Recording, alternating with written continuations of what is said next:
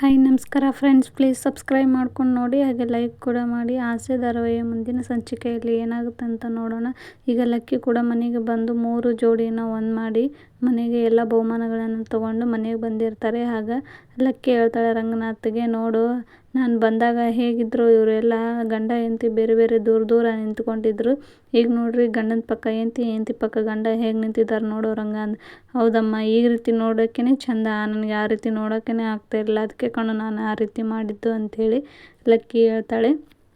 ಆಗ ಸೂರ್ಯ ಹೇಳ್ತಾನೆ, ಲಕ್ಕಿ ಜಗಳ ಯಾರಿಂದ ಶುರುವಾಗಿದ್ದು ಗೊತ್ತಾ ನಿನಗೆ ಅಂತ ಹೇಳ್ತಾನೆ. ಯಾರಿಂದ ಆದರೆ ಏನು, ಸುಮ್ಮನೆ ಇರು ಅನ್ನೋಷ್ಟರಲ್ಲಿ ಅಲ್ಲಿಗೆ ಒಬ್ಬ ತೊಟ್ಲ ತೊಗೊಂಡು ಮನೆಗೆ ಬರ್ತಾನೆ. ಆವಾಗ ಇದೇನಪ್ಪ ಅಂತ ಕೇಳ್ತಾನೆ ಸೂರ್ಯ. ಇದು ತೊಟ್ಲಪ್ಪ ಅಂತೇಳಿ. ಇಲ್ಲಿಯೋ ನಮ್ಮ ಮನೇನ ಮಕ್ಳು ಯಾರಿಲ್ಲ ರೀ, ನೀವು ಯಾರೋ ಅಡ್ರೆಸ್ ತಪ್ಪಿ ಬಂದಿರಿದ್ದೀರ, ಹೋಗ್ರಿ ಅಂಥೇಳಿ ಸೂರ್ಯ ಹೇಳ್ತಿರ್ತಾನೆ. ಹಾಗೆ ಲಕ್ಕಿ, ನೀ ಸುಮ್ಮನೆ ಇರೋ ಸೂರ್ಯ, ಅದನ್ನು ತರಿಸಿರೋದೇ ನಾನು ಅಂತ ಹೇಳ್ತಾನೆ. ಅವ್ನು ತಂದವನಿಗೆ ದುಡ್ಡು ಕೊಟ್ಬಿಟ್ಟು ಅವನಿಗೆ ಕಳಿಸ್ತಾಳೆ ಲಕ್ಕಿ. ಇದ್ಯಾಕೆ ಲಕ್ಕಿ, ಇದರಲ್ಲಿ ನಾವು ಆಡಿ ಬೆಳೆದಿದ್ವಿ ಅಂತ ಹೇಳ್ತಿದ್ದೆಲ್ಲ, ಅದೇ ತೊಟ್ಲು ತಾನೇ ಇದು ಅಂತೇಳಿ ಸೂರ್ಯ ಹೇಳ್ತಿರ್ತಾನೆ. ಹೌದು ಕಣಪ್ಪ, ಅದೇ ತೊಟ್ಲು, ಮೂವರು ನೀವು ಅದೇ ತೊಟ್ಲದಲ್ಲೇ ಬೆಳೆದು ಆಡಿದ್ದು ಅಂಥೇಳಿ ಹೇಳ್ತಾಳೆ. ಆಗ ರೋಹಿಣಿ, ನೋಡೋಕ್ಕೂ ಚೆನ್ನಾಗಿದೆ ಲಕ್ಕಿ ಅಂಥೇಳಿ ಹೇಳ್ತಿರ್ತಾಳೆ. ಶಾಂತಿಗೆ ಲಕ್ಕಿ ಹೇಳ್ತಾಳೆ, ಹೋಗಿ ಅರ್ಶಿನ ಕುಂಕುಮ ತಂದು ಅದಕ್ಕೆ ಹಚ್ಚು ಅಂಥೇಳಿ. ನಾನು ಅಂತೇಳಿ, ಮತ್ತು ನಿನಗೆ ಕಣೆ ಹೇಳಿದ್ದು ಹೋಗಿ ತಂದು ಅಂಥೇಳಿ ಹಚ್ಚು ಅಂತ ಹೇಳಿದಾಗ ಶಾಂತಿ ಹೋಗಿ ಅದಕ್ಕೆ ಅರ್ಶಿನ ಕುಂಕುಮನ ಹಚ್ಚಿ ಪೂಜೆ ಮಾಡ್ತಾಳೆ. ಆಗ ಇದನ್ನ ಯಾಕಮ್ಮ ಮನೆಗೆ ತರಿಸಿದೆ ಅಂತೇಳಿ ರಂಗನಾಥ್ ಅವ್ರು ಕೇಳ್ತಾರೆ. ನೋಡ್ರು, ನೀವಂತರೂ ಯಾರು ಫಸ್ಟ್ ಮಗು ಕೊಡ್ತೀರಾ ಅಂದರೆ ಕೊಡೋವಲ್ರಿ, ನಾನು ಮುಂದಿನ ಸಲ ಹಬ್ಬಕ್ಕೆ ಬರೋಷ್ಟರಲ್ಲಿ ಮೂವರಲ್ಲಿ ಯಾರಾದರೂ ಒಬ್ಬರು ಮಗುನ ಯಾರು ಫಸ್ಟ್ ಹಾಕ್ತೀರಾ ಅಂತ ನೋಡ್ತೀನಿ. ಇದೇ ಮನೆಯಲ್ಲಿದ್ದರೆ ನಿಮಗೂ ಕೂಡ ಮಗು ಮಾಡ್ಕೋಬೇಕನ್ನೋ ಆಸೆ ಹುಟ್ಟುತ್ತೆ. ತೊಟ್ಲು ನೋಡಿದಾಗೆಲ್ಲ ಮಗು ಇರಬೇಕಿತ್ತಲ್ಲ ಅಂತ ಅನಿಸುತ್ತೆ. ಹಾಗಾಗಿ ಇದನ್ನು ನಿಮ್ಮ ಕಣ್ಣೆದುರಿಗೆ ಇರಲಿ ಅಂಥೇಳಿ ನಾನು ಇದನ್ನು ತರಿಸಿದ್ದೀನಿ. ಸೋ ಕ್ಯೂಟ್ ಅಂಥೇಳಿ ಶ್ರುತಿ ಹೇಳ್ತಾಳೆ. ನಾನು ಮಗು ಮಾಡ್ಕೊಳ್ಳೋಕೆ ಹೇಳ್ತಾ ಇದ್ದೀನಿ ರವಿಗೆ, ಆದರೆ ರವಿನೇ ಬೇಡ ಅಂತಿದ್ದಾನೆ ಅಲ್ಲ ಅಜ್ಜಿ ಅಂತ ಹೇಳ್ತಾನೆ. ಆಗ ಎಲ್ಲರೂ ಶಾಕ್ ಆಗಿ ನೋಡ್ತಾರೆ. ರವಿ, ನೀನು ಯಾಕೋ ಬೇಡ ಅಂತಿದೆಯಾ ಅಂಥೇಳಿ ಅಂತ ಹೇಳ್ತಾನೆ. ನಾನು ಅದನ್ನೇ ಹೇಳ್ತಾ ಇದ್ದೀನಿ, ಯಾಕೆ ಬೇಡ ಅಂತಿದೆಯಾ ಅಂಥೇಳಿ ಶ್ರುತಿ ಹೇಳ್ತಾಳೆ. ನಾನು ಸರ್ರೋಗೇಟ್ ಮದರನ್ನು ತೊಗೊಂಡು ಮಗು ಮಾಡ್ಕೊಳ್ಳೋಣ ಅಂತಿದ್ದೀನಿ ಅಂತ ಹೇಳ್ತಾರೆ. ಆಗ ಎಲ್ಲರಿಗೂ ಅರ್ಥ ಆಗುತ್ತೆ, ಆದರೆ ಲಕ್ಕಿಗೆ ಅರ್ಥ ಆಗಲ್ಲ. ಹಾಗಂದ್ರೆ ಏನಮ್ಮ ಅಂಥೇಳಿ ಕೇಳ್ತಾಳೆ. ಆವಾಗ ರೋಹಿಣಿ ಹೇಳ್ತಾಳೆ, ಅದೇ ಅಜ್ಜಿ ಬಾಡಿಗೆ ತಾಯಿ ತೊಗೊಂಡು ಮಗು ಮಾಡ್ಕೊಳ್ಳೋಣ ಅಂಥೇಳಿ ಹೇಳ್ತಿದ್ದಾರೆ ಇವರು ಶ್ರುತಿಯವರು ಅಂತ ಹೇಳ್ತಾನೆ. ಆಗ ಶಾಂತಿದ್ದು ಶಾಕ್ ಆಗ್ತಾಳೆ. ಯಾಕೆ ಬಾಡಿಗೆ ತಾಯಿ ಅಂಥೇಳಿ ಅಂತಾಳೆ. ಆಗ ರವಿ ಕೂಡ ಅದಕ್ಕೆ ಸುಮ್ಮನೆ ಇರ್ತಾನೆ. ರಂಗನಾಥ್ ಅವರು, ಯಾಕಮ್ಮ ತಾಯಿ ಈ ನಿರ್ಧಾರ ನೋಡಿ ಮಾವ, ನನಗೆ ಹೆರಿಗೆ ನೋವು ಅಂದರೆ ತುಂಬ ಹೆದರಿಕೆ ಆಗಿಬಿಟ್ಟಿದೆ. ನಾನು ಡಬ್ಬಿಂಗ್ ಮಾಡುವಾಗ ಒಂದು ಹುಡುಗಿ ಸುಮ್ಮನೆ ಆ್ಯಕ್ಟ್ ಮಾಡೋದು ನೋಡೇ ನನಗೆ ಅಷ್ಟು ಹೆದರಿಕೆ ಆಗಿದೆ. ಇನ್ನು ಆ ಪೇನನ್ನು ನನಗೆ ತಡ್ಕೊಳೋಕ್ಕಾಗಲ್ಲ ಮಾವ, ಅದಕ್ಕೆ ನಾನು ಸರ್ರೋಗೇಟ್ ಮದರನ್ನು ಆಯ್ಕೆ ಮಾಡ್ಕೊಂಡಿದ್ದೀನಿ ಅಂಥೇಳಿ ಹೇಳ್ತಾಳೆ. ಆಗ ಶಾಂತಿ, ನೀನು ಒಪ್ಕೊಂಡ್ಬಿಟ್ರೆ ಆಯಿತಾ ಅಂತ ಹೇಳ್ತಾನೆ. ರವಿ ಒಪ್ಕೋಬೇಕಲ್ಲ ಅಂತೆ. ಆಗ ಶಾಂತಿ ಕೇಳ್ತಾಳೆ, ನಿಮ್ಮ ಮನೆಯವ್ರಿಗೆಲ್ಲ ಗೊತ್ತಾ, ಅವ್ರನ್ನ ಕೇಳಿದೆಯಾ ಅಂಥೇಳಿ. ಅವ್ರನ್ನ ಕೇಳಬೇಕು, ಮಗು ಮಾಡ್ಕೊಂಡವ್ರು ನಾವಲ್ವಾ, ನಮಗೆ ಒಪ್ಪಿಗೆ ಆದರೆ ಸಾಕು ಅಂಥೇಳಿ ಶ್ರುತಿ ಹೇಳಿದಾಗ ಶಾಂತಿ ಇನ್ನೂ ಶಾಕ್ ಆಗ್ತಾಳೆ. ಇವಳೇನಪ್ಪ ಈ ರೀತಿ ಮಾತಾಡ್ತಾಳೆ ಅಂತ ಹೇಳಿಬಿಟ್ಟು ಆಗ ರಂಗನಾಥ್ ಅವರು ಆಯಿತು ತಾಯಿ ಅಂತ ಹೇಳ್ತಾರೆ. ಲಕ್ಕಿ ಮತ್ತೆ ಶಾಂತಿ ಬೈಯಲಿಕ್ಕೆ ಹೋಗ್ತಿರ್ತಾಳೆ. ಆವಾಗ ಲಕ್ಕಿ ಹೇಳ್ತಾಳೆ, ನೀ ಸುಮ್ಮನೆ ಯಾರೇ, ನಾನು ಮಾತಾಡ್ತಾ ಇಲ್ವಾ ಅಂತ ಹೇಳ್ತಾಳೆ.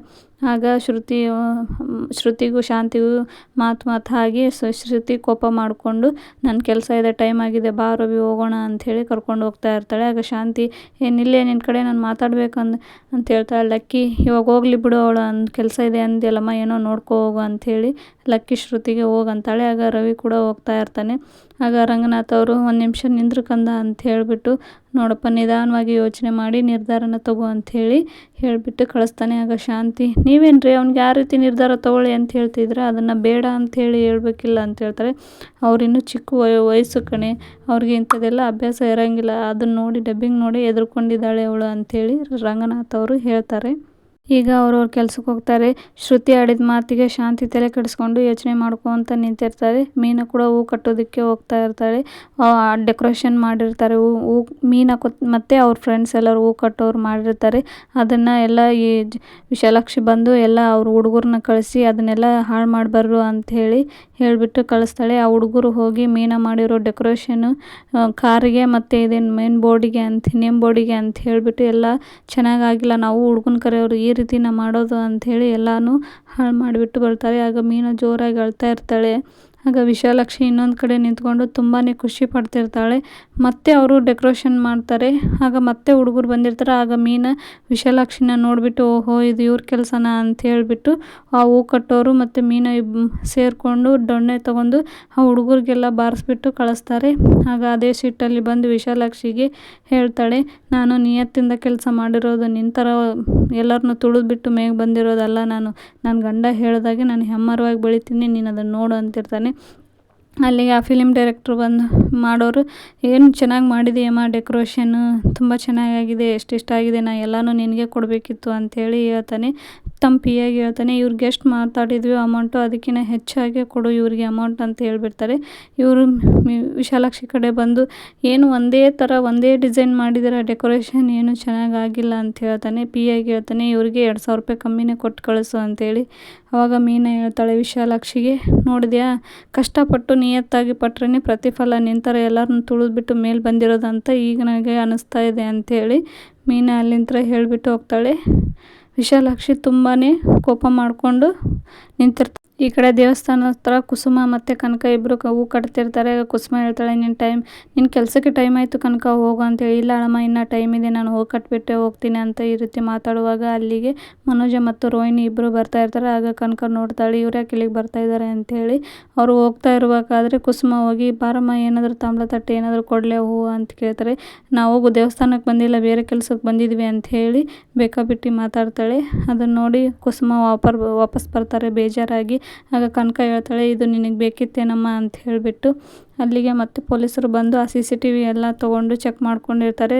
ರೋಹಿಣಿ ಮತ್ತು ಮನೋಜನ ಹೊರಗಡೆನೇ ನಿಂದಿರ್ಸಿರ್ತಾರೆ. ಆಗ ಎಲ್ಲದನ್ನು ವೀಡಿಯೋ ತೊಗೊಂಡು ನನಗೆ ಕಳಿಸಿ ಸರ್ ಅಂಥೇಳಿ ಮನೋಜ್ ಹೇಳ್ತಿರ್ತಾನೆ. ನಾವೇನಕ್ಕಪ್ಪ ಇರೋದು ಇದನ್ನೆಲ್ಲ ಮಾಡೋದಕ್ಕೆ ಅಂಥೇಳಿ ಹೇಳ್ತಾನೆ.